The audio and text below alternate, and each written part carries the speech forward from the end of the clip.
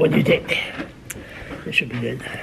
Okay. Ready? Ready. We're live? Okay. No, we're not. But anyway, that's okay. Okay. How you doing? I'm doing well, Charles. How are you? I'm doing good. Good. Doing very good. Good. And you are?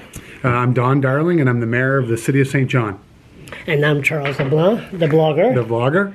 And I also, Charles LeBlanc, the ADHD person. Yeah. I looked at some ink blots when I was younger, Charles.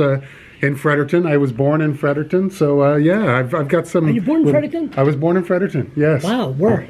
Well, I was born. I've lost the name of the old hospital now in the Old downtown. Victoria. Old I was Victoria. born in the Old Victoria, and then grew up in Silverwood in that area. Okay. And then my mom and dad split up and got a divorce and lived on Charlotte Street, 374 or 6. It used to be a green duplex on Charlotte Street. Really? Yes. And you move. Okay, we'll get to that Yeah. later.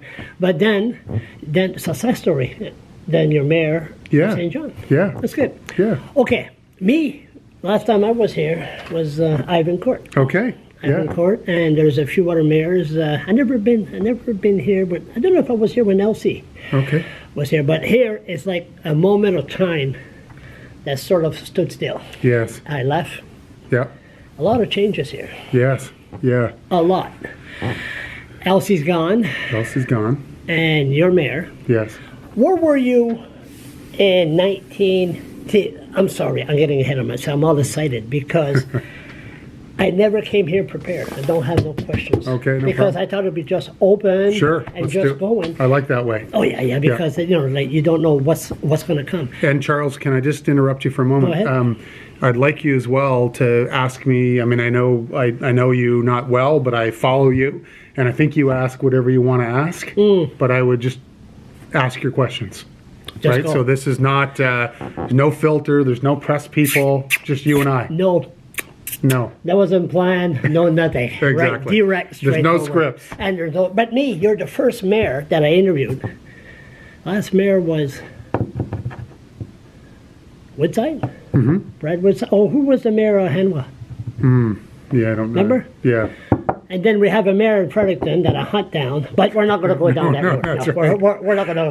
We're not going to touch that. That's right. I got to go far away to interview a mayor. I see our fans; they're shaking their heads. Okay, but that's okay. So let's go. I was here at the shipyard, 1990, from 1989 to 1996, Okay. and I stayed here till 2003. Okay. Where were you in that area? I never heard of you. So I'm 48 now. I'll be 49 in July, Charles. So about that time, I had graduated from high school. I was working. So rather than go to so my dad was a university professor. I had my roommate's name at Dalhousie, Henderson House. And I want to say room 403. Well, this is not a biography. No, Never mind, yes. along with it. Okay, right so there. Where were you? I was in St. John. I was working at an electronics firm called Wacky Wheatley's. Wacky Wiggly. Learning about people. Is that still around? No, it's not. No. Wacky Wheatley's. And so was very aware of the shipyard, though, Charles, because many of the workers from the shipyard were clients. Yes, Yeah. including me. And the Yeah. Tree Mall shut down too. Huh? Yes, it did. Just the last couple of weeks. What happened there? Yeah, I don't know. It's been around 40 years, and maybe it's just run its course. Yeah. So I never heard of you. When I was here, everybody knew letters to the editor, Charles LeBlanc, Talk of a Town. Right. No more Talk of a Town. No. That's done. Done. And you were never heard of you then. You were. Yeah. So when did you decided to take the step? Yeah, so so I had finished up a fairly lengthy career. So I've always lived in St. John, but I worked all over the Atlantic region and all over the country. So I traveled away from St. John on an almost daily basis, but this has always been my home. So I had left my corporate career in the spring of 2014. And so if we fast forward sort of a couple of years, late in 2015, early 2016, the former mayor announced that he wasn't going to run. Greg? No, Mel Norton. Mel Norton. How Yep. come I can't get? Yeah, well, there's two his brothers. brother, yeah, Greg is on council with me today. So Mel announced that he wasn't going to run, and I always sort of I got this feeling in my gut, and I said, "Oh boy, where are we going to go next?" I think Mel had made some of the right moves, and the city was moving forward. And I began to worry about leadership and who was going to run, and I guess that's where it began, Charles. And I decided in about February or March that I was going to throw my hat in the ring. Don't you have what you call an ego? Shouldn't you run for councillor first? Nobody knew you, right? Yeah. I just show up. Hey, Yeah. I want to be mayor. Yeah, I don't. Yeah, look, some people might call it an ego. I don't think I have a big ego. Everyone has ego. We have one in Fredericton, or have one in Fredericton, but we're not going to go down that road. We're not going to go down that road. We're going to focus. Okay. go ahead. Everybody has a bit of ego. I don't think it was about that, Charles. It was about, I believe that I had the experience necessary to do the job, and I had a very strong vision for the city of growth and fiscal responsibility, and most importantly, improving the lives of citizens of the city. So, look, I would have lived with the results of the election either way. Who ran against you? So we had four others. We had the former deputy mayor, Shelley Reinhardt. Okay. We had Bill Farron, Councillor Bill Farron. We had Howard Yeomans, a local gentleman named Howard. Who am I forgetting? I thought there was five. Maybe there was only four of us and myself. Yeah. And you ran. You won by. I don't remember the numbers. A couple thousand votes, I think. Couple thousand. Yeah. That's good. Yeah, I think so. Look, what I was really proud about, Charles, is that I was myself. I wasn't scripted. I went and I talked to people about a strong vision for the city, and they seemed to connect to that. Then you show up here, and then you say, "Okay, look at this. Look at the nice view." And I'm mayor of St. John. Yes. How long did it take you to meet the Irvings? Yeah, so I think I met with the folks from Irving Oil. Which one? Arthur and his senior team, fairly soon. I would say about a month. Did they knock at the door? No, they invited me to come up and you come up? Yeah, I went up and we had a chat and we talked about they talked about their desire to see the city thrive and move forward, and I said, great, that's what I want to do as well. And I think I had a meeting as well with the folks from JD Irving. As you know now, Charles, they're separate entities, right? And you can't be in St. John and not meet them. And different characters. Yeah, Arthur is different than JD and James and JK. You know, JK is 90 years old. Yeah, I don't know. I always liked JK. I don't know everyone well, Charles, but I mean, they call me by first name. Do they? Yeah. They don't use the A word, but they do use the C word once in a while in public. They got to be, they got public relation. Right. Go ahead, sorry. Yeah, no. So look, in St. John, I mean, obviously, in every direction that we look, we see, we see the impacts or benefits rather of the Irving organizations. We're very thankful to have them here in St. John. How'd they get that land on top King Street? They would have bought it was a parking lot formerly, so they would have bought it or maybe always owned it. I'm not sure, Charles. Yeah. I know. Yeah. And then you just met them. Okay, so you met the biggest industrial and biggest powerful people in New Brunswick. And then you come here, and then you meet, what they call them? Bureaucrats. Yeah. And then they say, okay, congratulations, Mr. Mayor. Good boy, okay. This is the finance situation here. Right, yeah. You dye your hair? No, it's turning more and more gray. My wife said the other day, my gosh, your hair is turning gray. I wonder why. Okay, exactly. When you saw the finance, Yeah. what did you say? Yeah. So I had a very strong idea because again, just if I could back up for a moment, Charles, you said I went right for the big job. I went right to mayor, but I had been coming to council meetings. I had been reading budgets. Yeah. You have ADHD, and you can sit down. It's a blog. I'm going to say it. Yeah. You can listen to that bullshit and listen to the council meeting. Yeah. So I've always been interested in detail. Yes, I can, is the short answer, Charles. How many Ritalin you take? I don't take any pills. No, smoke marijuana? No, I don't Okay, do any of that stuff. Continue. Go ahead. So I'd been coming, so I was pretty aware of where the city was in terms of its finances. And again, so it didn't take me long to realize where we were and to be able to put forward a set of priorities and focuses for the city that I thought were going to matter most. So I would say 5 or 6 months in, realized exactly where we were. And what was your focus? Yeah, so there's really three components to the focus. There's growth. And we define that as getting more people to live in St. John. As you know, we've been having a problem with our population for decades. So growing the population, growing the number of jobs, so call it the economy, and lastly, the tax base, because cities pay their bills with tax revenue. You like that property tax scandal? Well, look, I do I like. I don't like. mean, that I don't come like. out wrong. Yeah, Sorry I don't about like that. any scandals. No, But the city pays its bills with property tax. So that's growth on the fiscal side. We're in trouble, Charles. We have a huge deficit here happening. Our finances are not in great shape. And it took decades for us to get here, but we, in my view, we only have months to get it turned around. And then the last one is change with the provincial government.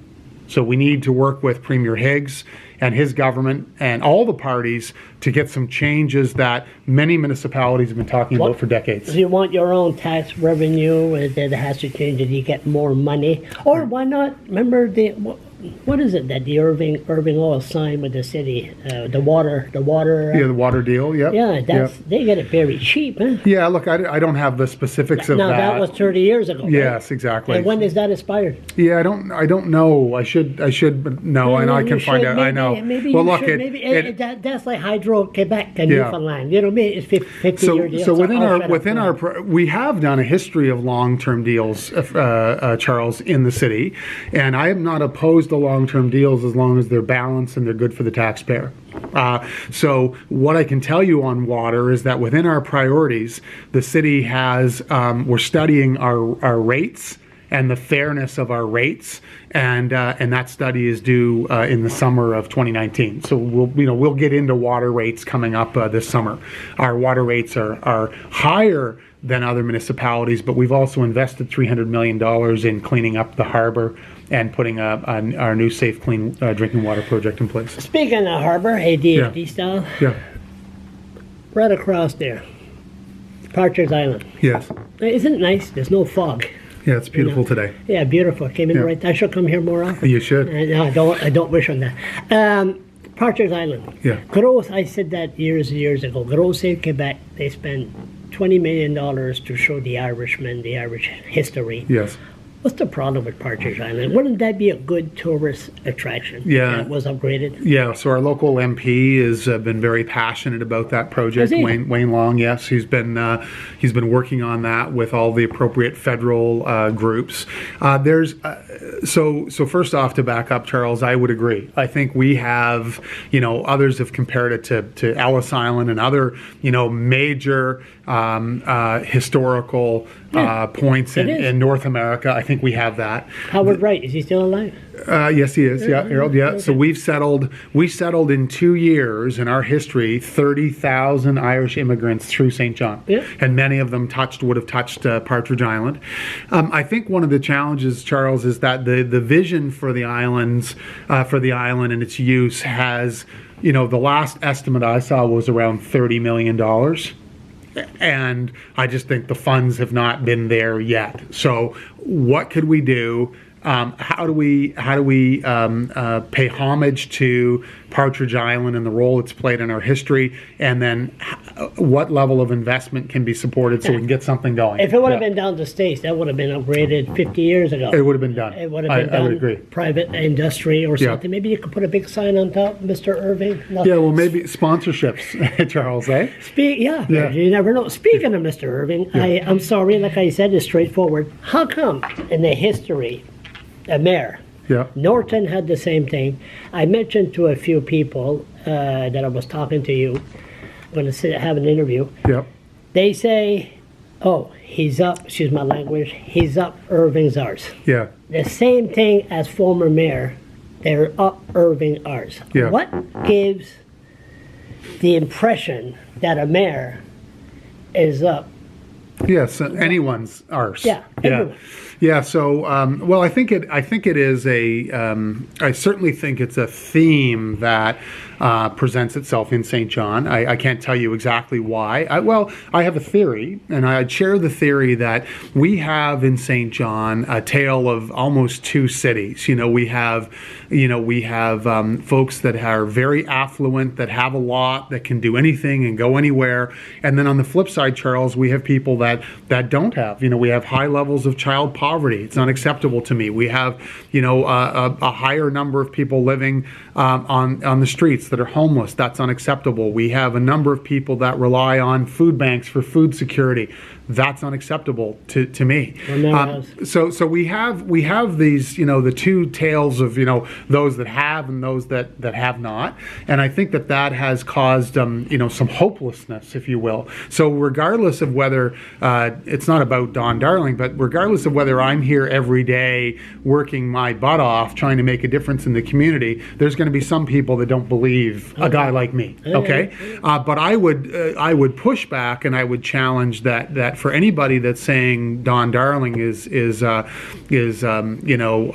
speaking his truth, or I could send you dozens and dozens of Facebook Live and interviews and where I have very, very openly talked about what I believe in. I shared with you before, Charles, that coming here, I made two promises. One, that I would live my principles and my values, and secondly, that I wouldn't make promises I couldn't keep. So yes, people have accused me of being and social media, much worse. Yeah, social media. I said it many times. These idiot, coward, jerkface. That's what I call them. They're so brave behind a monitor. Yeah. Oh, they say this and that, but Yeah. I don't pay attention to anonymous. Yeah. Because if that guy come to your face and tell you, Yeah. go away. But you're right. I mean, social media has been very helpful to me as a mayor. I use it extensively. You sure did. I could go out and do a traditional town hall, which I've done, and I'm not opposed to. And maybe you get 20 people out at each location, and I can do a video here, Charles, on a Saturday morning and get 5,000-6,000 views, 7,000-8,000 views. Oh, really? Yeah. My rant last week about you do rants? Yes, you I do. mean I'm not the only one that Oh, does rants? Charles, I got a little upset. I came into work last week and someone had decided to break 9 mirrors off our cars downstairs. Just go through and break them off. And I had a little bit of a rant, and that one got 40,000 views. Right. So, but on the flip side with social media, to your point, Charles, I have no problem, Charles LeBlanc, anyone who is real saying to me, Mayor, I don't like what you're doing. I disagree with you, and let's have some good, honest debate. Yeah. It's the trolls. Yeah. It's the fake accounts. The idiots. It's the folks that are. I mean, and get creative. I mean, you can tell their accounts are fake. And but the difference between myself, Charles, and I think many other elected officials, I don't run away from that. No. I steer into that. Yeah. And I'll challenge them to come right into this office where you and I are right now, and let's have a discussion on Facebook Live. And guess what? They've never once shown up. Of course not. Yeah. I tell them, hey, come to meet with me for a cup of coffee. If I'm in a good mood, I'll videotape you. If I'm in a very good mood, I'll let you take a swing at me.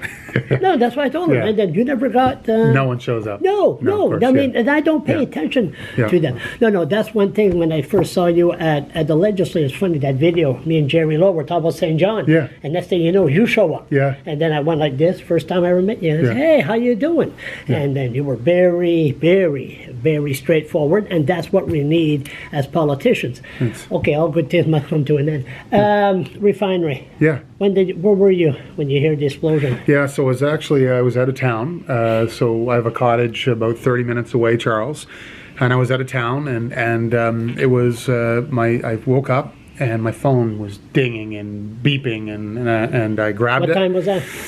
I don't recall. I want to say it was, morning, I don't recall exactly the time. I think the event happened at 10-ish or something. It was mid-morning, I believe, Charles.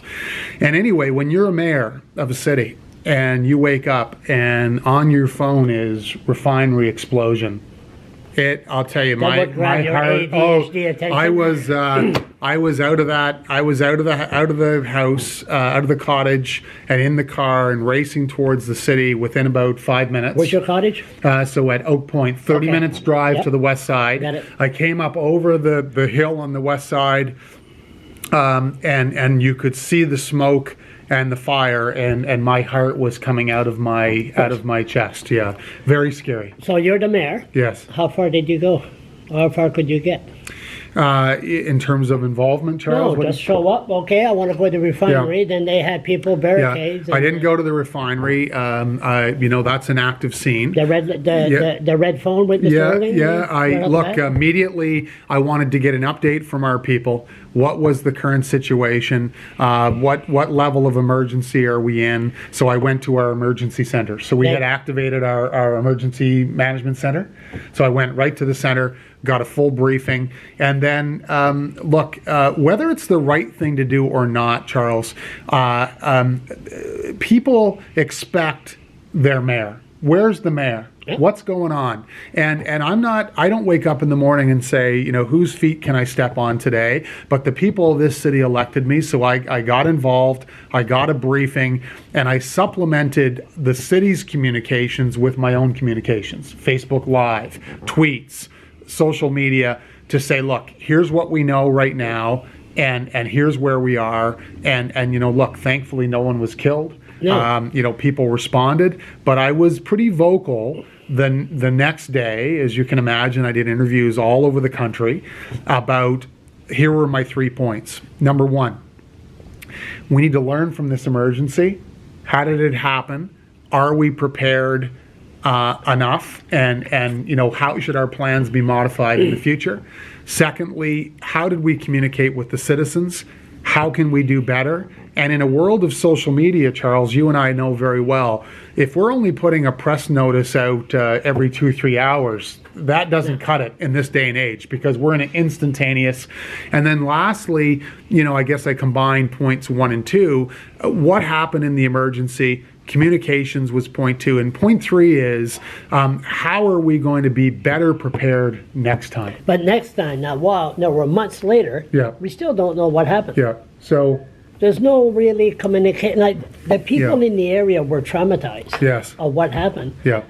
I had one guy from in there said it was just right close by, but Yeah. he can't complain because he doesn't want to Yeah. cause any trouble, because he needs to work to Yeah. gain Yeah.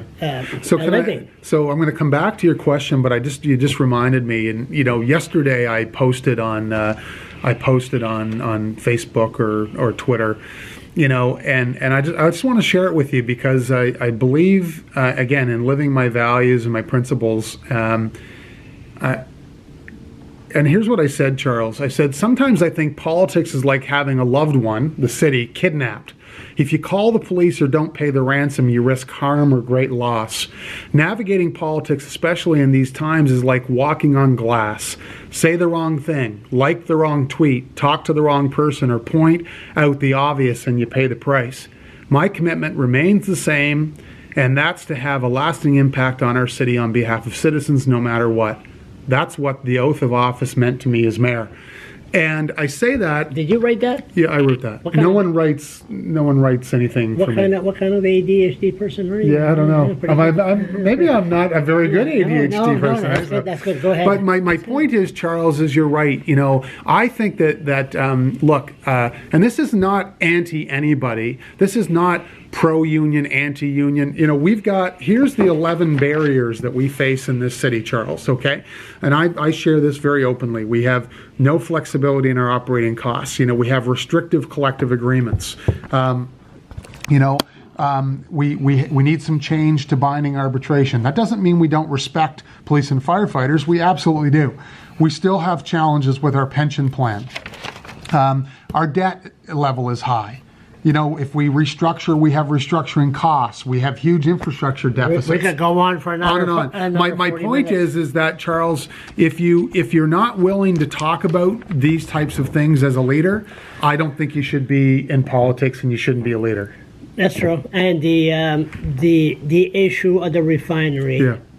to make sure that people that were traumatized will have a place to speak, Yeah. open up, that they Yeah. won't be in 20 years from now still traumatized by that. Is there a way Yeah. for Yeah, look, Ottawa maybe to come down and make sure these people well, are look, okay? I have followed up, Have a lot of people call you? I haven't had a lot of calls, but look, would I acknowledge to you, Charles, that people are traumatized, and again, remember, it was the butane leak, it was the refinery fire, that was gonna talk about. AIM right over here, over our shoulders, getting that. and that place. So Yeah. people are, if people are traumatized, we need to hear them, we need to acknowledge that, and that's why, when I followed up with our chief of fire and the head of EMO, he's an amazing man, Chief Clifford, a few weeks back, and they're still working on the incident report. What happened, and how are we going to be better prepared? And my commitment is that I'm going to continue to push for that to be publicly released. Speaking of traumatized, Yes, what we're going to do about that? our friends at AIM. Yeah, what we're going to do about that? Yeah. Well, look. Isn't that like having nails on the chalkboard? Well, look, this area of the city that we're in, the Uptown, is the only area that grew in the last 4 years. I see that. It's thriving, it's growing, it's the heart of our arts and culture, restaurant, bar scene, it's the heart of our job scene. This is where many people work. And to have this facility across the port... You almost said this thing. Thing. I was going to say metal recycling. It's in the wrong spot. Okay. Period. It should not have been there. How'd they get Unfortunately, well, because the port of St. John leased them the land. It goes back to 2008, 2010, and the city of St. John has no say. And so what can we do? We're working with Minister Carr, and they have been they have been responsive, Yeah. and they're operating with what they call an approval to operate, Charles. And it says here's 40 rules. And the few that we're pushing for, it says that the goods, the cars and the metal will come in free of explosives. Clearly, that's not happening. That has to happen, and inspections have to happen. If those two things were happening, we wouldn't be having the explosions.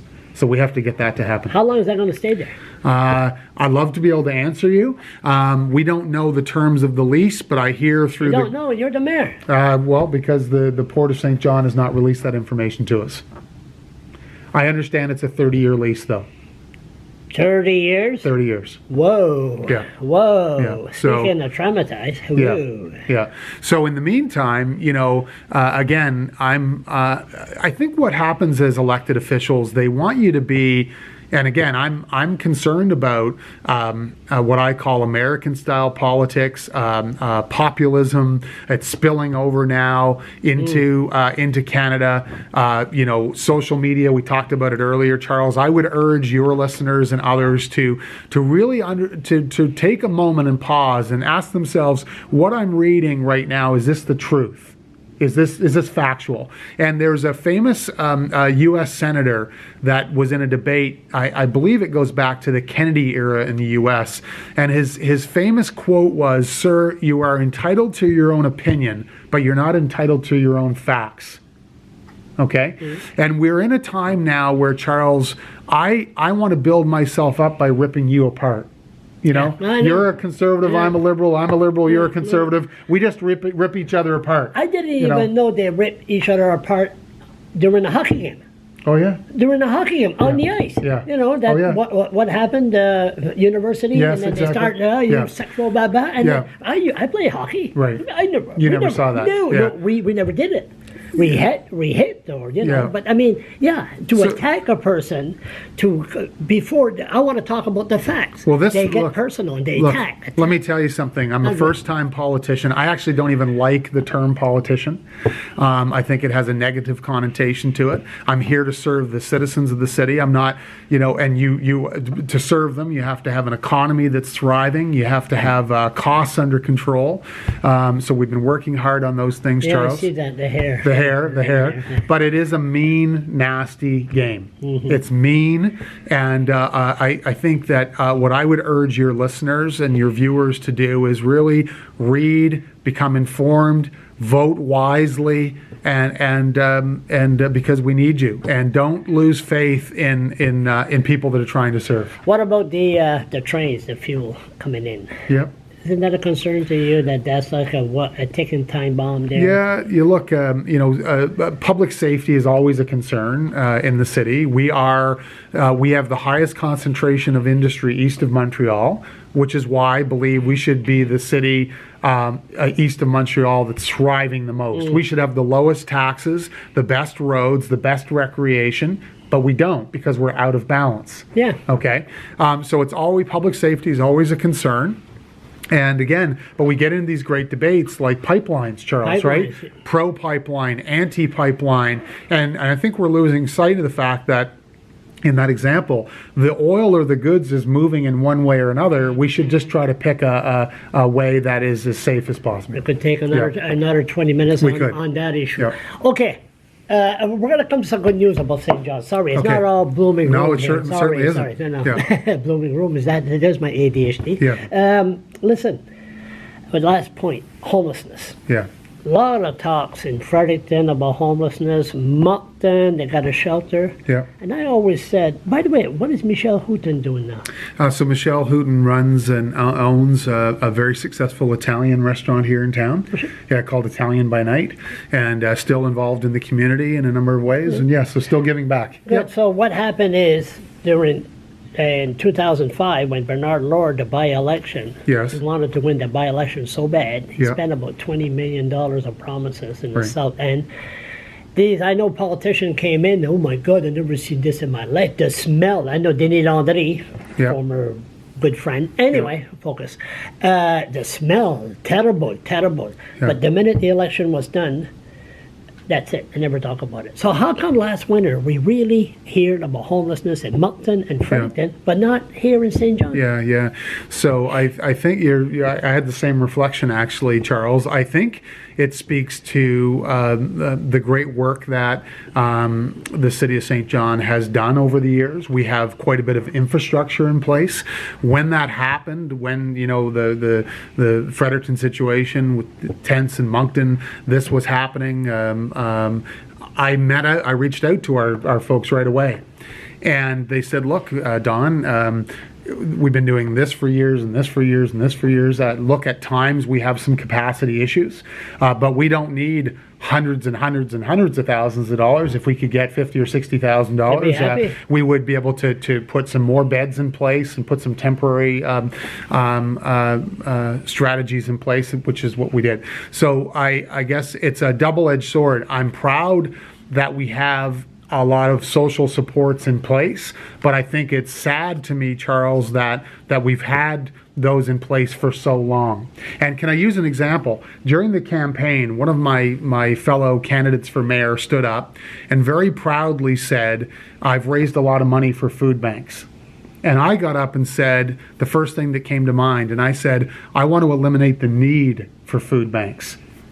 So if you understand the distinction, it's like, let's get at the root cause. And this is where I think my compassion and care as a human being, number one, and my corporate business experience come together to say, let's get at the root cause of why we're causing people in St. John, Fredericton, Moncton to go stand in line, wait at a door, to go inside to a building with a bag and be given their allotment of food for the week. Let's get at the root cause. Mental illness? Yes, of course. And I have firsthand experience with mental illness. I've shared that with you as well. So my point is, let's get at the root cause, and no matter how politically uncomfortable some of this is, let's get at the root cause. If your foundation is broken, let's fix the foundation. You know yourself, the economy in St. John is helped by the underground economy. Yeah. Like you have places you don't get a certified electrician or Right, yeah, of certified course. plumber. Yeah. You underground, and there's a lot of people on social assistance in this city. There is. And it's a problem, but it's been like this for years and years and years and years. Right. But that's got to be completely unacceptable, Charles. we have to focus on outcomes.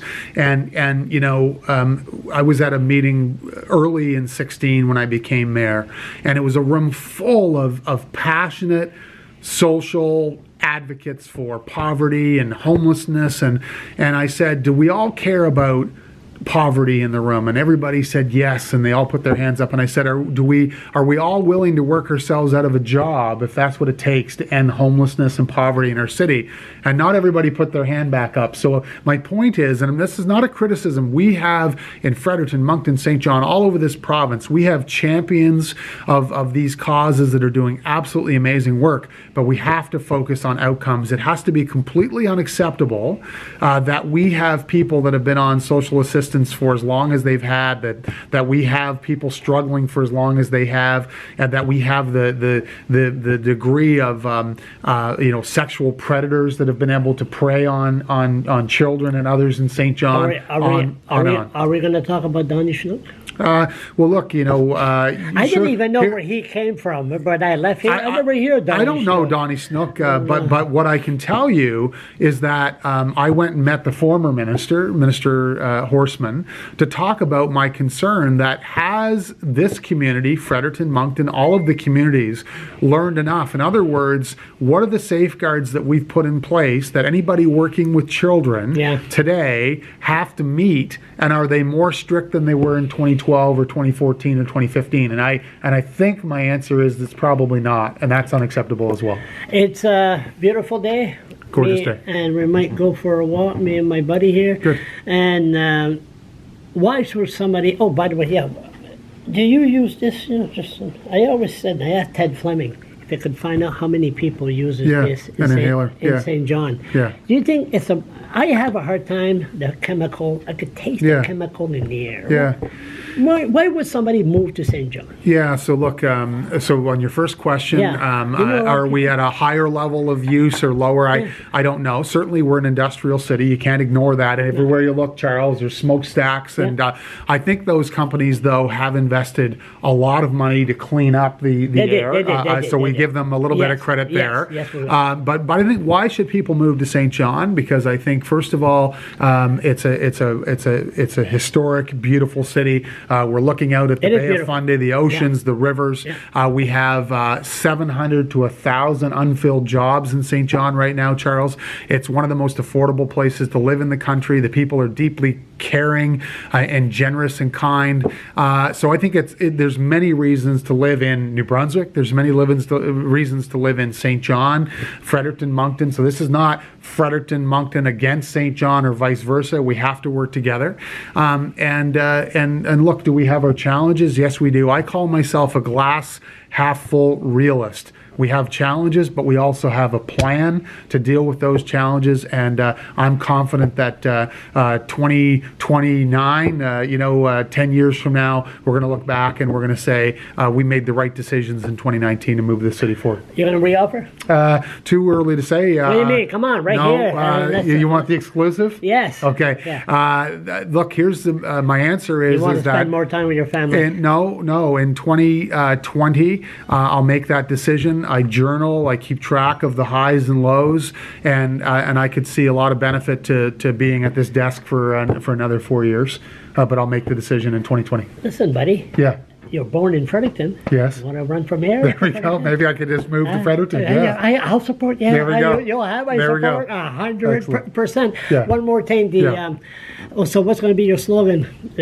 What have you accomplished as mayor? What are you going to say? Yeah, look, it's I think that as a candidate, I talked about growth, fiscal responsibility, and reform, and that is fully embedded in the city of St. John now in our priorities and our focus. And I'm gonna campaign on what we've achieved in those categories. But most proudly, Charles, I'm gonna stand up proudly, regardless of the decision I'm gonna make here in 2020, whether I run or not. I'm gonna stand up proudly and say I have lived my principles and values, and I hope that I have redefined what being a politician means in New Brunswick.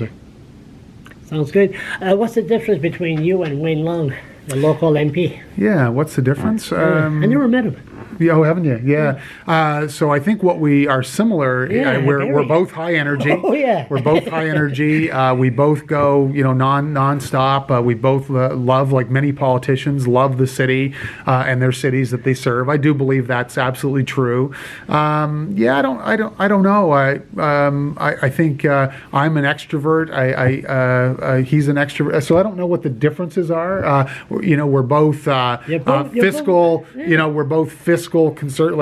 I think he's a fiscal conservative too. I would describe myself as a very strong fiscal conservative, but very liberal in my social policy. So I don't know actually where I fit. Maybe I'm going to start a new party.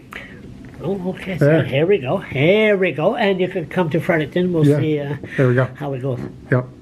Listen, Thank you. that was good. It was always a pleasure to see you, Charles. That was not bad. Anytime. Anytime. I think it'd be a shame if I didn't take that camera and show the view. Oh, you got to show the view. I It's gotta show the view. spectacular. I Yeah. gotta show the view. If I didn't show the view, I'll pull the blinds up, Charles. look at that. Tim Hortons still down there? Yeah, Tim Hortons down Market Square. No, down the. Oh yeah, yep. That's Tim Hortons is where I go and hang out in the coffee shops and talk to people, Charles. Lots of good feedback, right? Oh, when you go out, when you go and walk, did you Yeah. get a hard time to go from point A to point B? A lot of people- Definitely. That's the biggest adjustment I think for my wife, Charles, is everything turns into city business, right? But it's 90% positive. And again, what you get with me is, you can hit off there, and then I'll tell you one. Yeah, more no example. problem. It's just like the former mayor of Fredericton, Brad Woodside. Yeah. He goes at the I say to his wife, she's at the farmer's market, and then she says, I said, how come you don't bring your husband?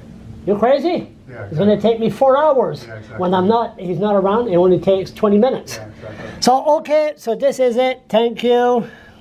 Until next time.